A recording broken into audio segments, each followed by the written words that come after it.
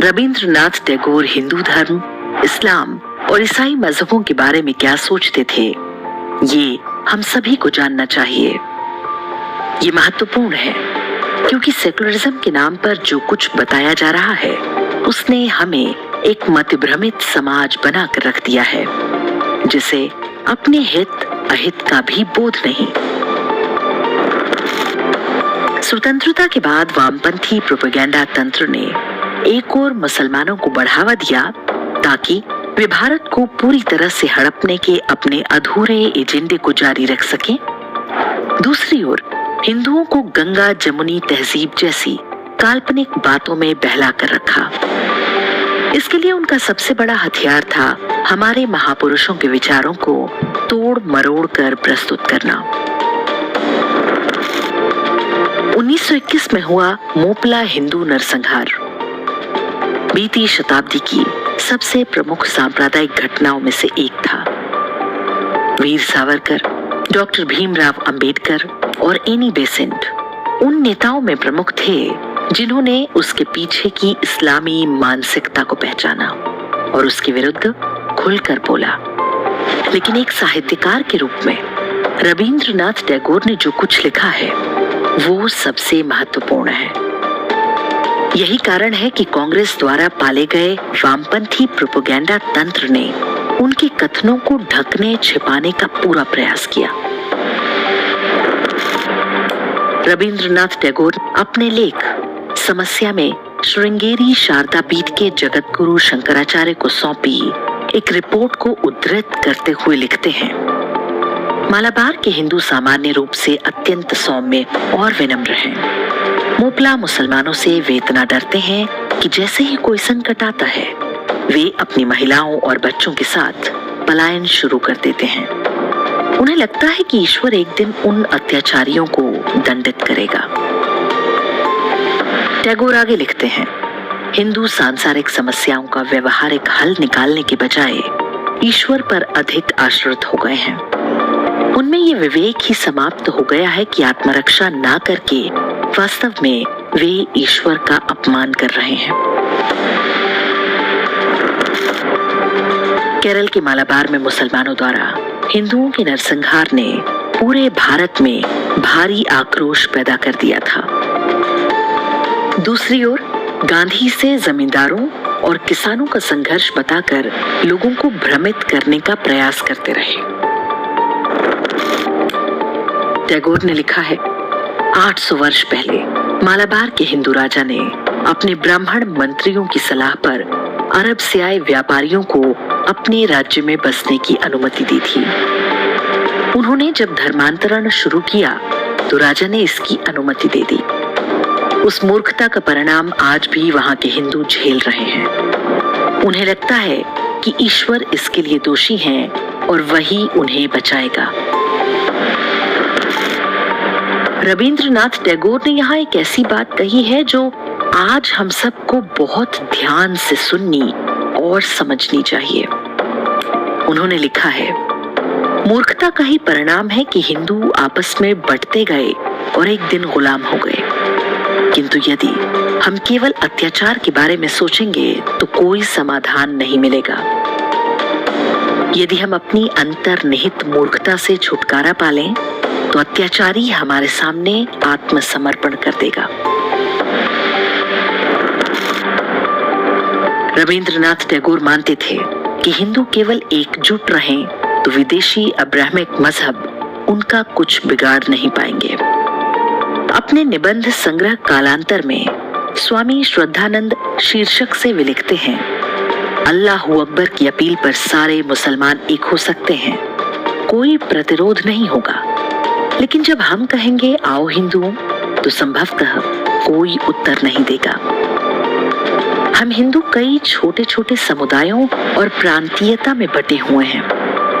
हमने कई खतरों का सामना किया, लेकिन हम कभी एकजुट ना हो सके। जब मोहम्मद गौरी ने पहला प्रहार किया तो तब हम एकजुट नहीं हो सके।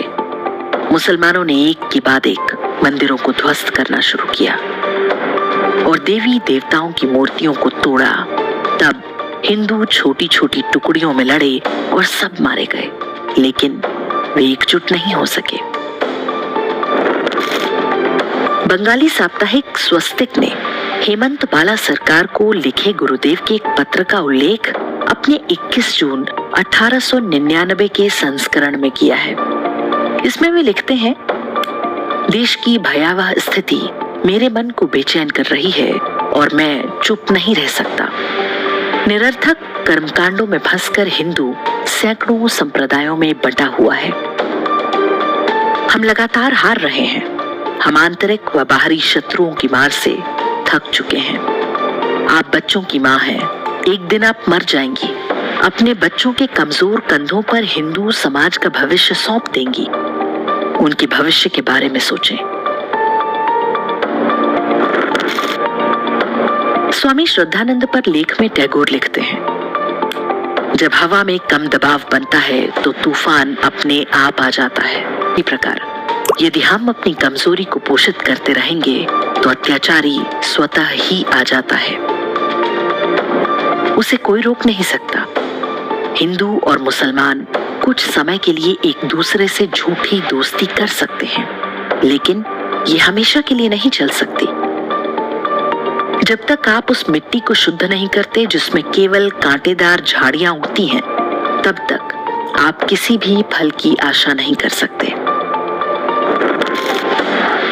विश्व भारती द्वारा वर्ष 1982 में प्रकाशित original works of Rabindranath volume 24 में पेज 375 पर रविंद्रनाथ टैगोर का एक कथन है, धरती पर केवल 2 ऐसे मजहब हैं जो अन्य सभी के प्रति शत्रुता रखते हैं। ये दोनों हैं ईसाई और इस्लाम। वे केवल अपने मजहब के पालन से संतुष्ट नहीं होते, बल्कि अन्य सभी को नष्ट करने के लिए उतावले रहते हैं। उनके साथ शांति का केवल एकमात्र रास्ता है कि आप भी उनके मजहब को अपना लें।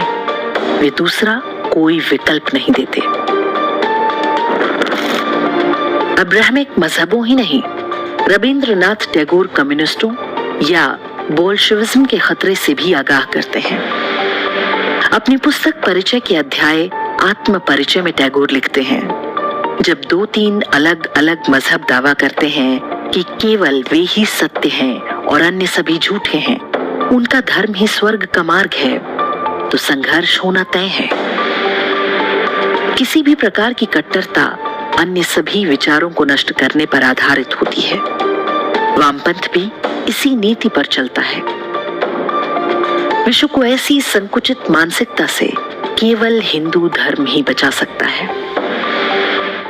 इस्लाम की असली बीमारी गुरुदेव रविंद्रनाथ टैगोर ने तब पकड़ ली थी जब इस बारे में कोई बात करने को तैयार नहीं होता था। टाइम्स ऑफ इंडिया में 18 अप्रैल 1924 को एक साक्षात्कार में टैगोर कहते हैं, हिंदू मुस्लिम एकता में सबसे बड़ी बाधा यह है कि मुसलमान अपनी निष्ठा किसी एक देश तक सीमित नहीं रख सकते। मैंने कई मुसलमानों से स्पष्ट रूप से पूछा कि क्या किसी मुस्लिम शक्ति के भारत पर आक्रमण की स्थिति में वे अपने हिंदू पड़ोसियों के साथ कंधे से कंधा मिलाकर अपनी मातृभूमि की रक्षा करेंगे। मुझे जो उत्तर मिले वे संतोषजनक नहीं हैं। यहाँ तक कि मुसलमानों के बड़े नेता भी खुलकर कहते हैं कि उनके लिए मजहब बड़ा है, देश या पड़ोसी नहीं। टैगोर ने दोनों ही विदेशी मजहबों के बारे में जो कुछ भी कहा है, उस पर स्वतंत्रता के बाद यदि अमल किया जाता या कम से कम भारतीय जनमानस को पता चलने दिया गया होता, तो आज देश बेहतर स्थिति में होता। सोचिए वो कौन लोग थे जिन्होंने हिंदुओं से ये सारी बातें छिपा ली और उल्टा ये प्रचारित किया गया कि टैगोर तो अंग्रेजों के एजेंट थे। ये भी एक विडंबना है कि रविंद्रनाथ टैगोर जैसी महान विभूति की नई पीढ़ी में आज तैमूर, जहांगीर, आलमगीर जन्म ले रहे हैं।